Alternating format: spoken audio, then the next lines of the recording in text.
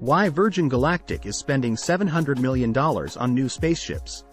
Well, Galactic 01 is in the record books, and it was a glorious success for Virgin Galactic, SPCE minus 8.27%. Departing Spaceport America in New Mexico just after 11 a.m. ET Thursday, Virgin Mothership Eve climbed to altitude and released its Virgin spaceship Unity at 11:33 a.m. ET, allowing the latter to ignite its engine and blast its way to the very edge of space, with 3 Virgin Galactic employees and 3 Italian Air Force passengers aboard. And it's important to emphasize this: paying Italian Air Force passengers. When Unity touched down back at Spaceport America 16 minutes later, Virgin Galactic brought to a close its first ever revenue-generating commercial space tourism flight, and ushered in an era where not one, Blue Origin, but 2 space companies, Blue and Virgin, are now offering paid tourist flights to space and back. Virgin Galactic's math problem. As of previously outlined, Virgin Galactic is currently only able to carry at most 6 passengers per space tourism flight. At a ticket cost of no more than $250,000, and a flight cadence of no more than once per month, Virgin says it will hit this cadence in August. By the way, that works out to only about $1.5 million per month in revenue for Virgin Galactic. That's not a lot of revenue to support a company that is currently carrying operating costs of about $500 million a year, $125 million a quarter, or more than $40 million a month.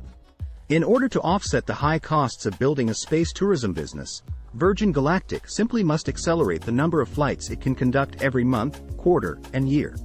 For that, Virgin Galactic is going to need a lot more spaceplanes. And building each of those new spaceplanes, says Virgin Galactic, is going to cost $50 million to $60 million. Where will Virgin Galactic find the money? Luckily for Virgin Galactic, it has a solution to this problem, and, perhaps unluckily for investors, it comes in the form of selling more stock.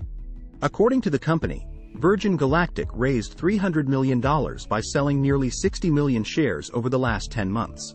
The company noted that it plans to sell another $400 million worth of stock in the future.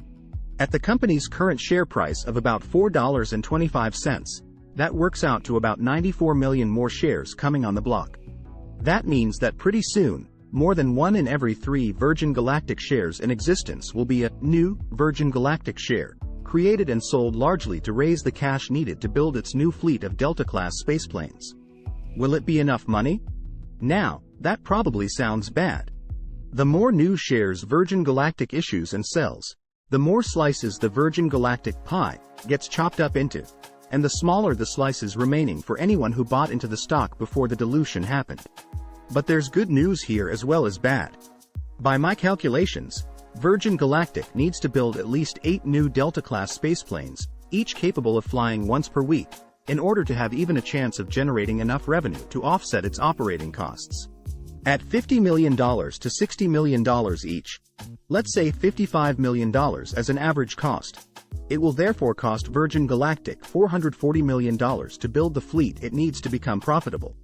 The good news, therefore, is that the $300 million Virgin Galactic just finished raising, plus the $400 million more that it hopes to raise, should easily cover this construction cost, and leave $260 million over to cover the losses the company incurs as it builds out its fleet.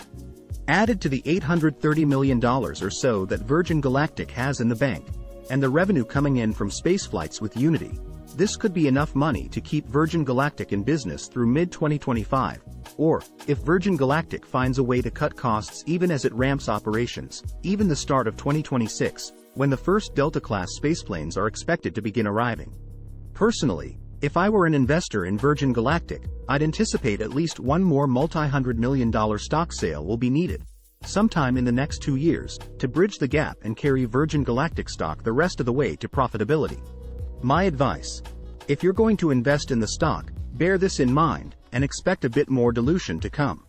Thanks for watching. Subscribe the Truth Seekers.